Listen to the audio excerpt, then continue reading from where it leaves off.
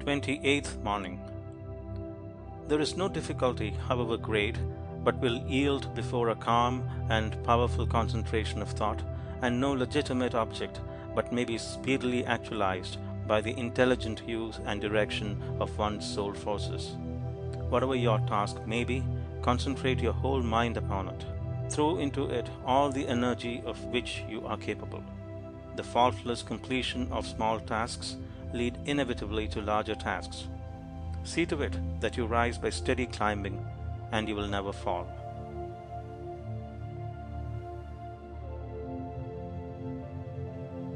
Twenty-eighth morning.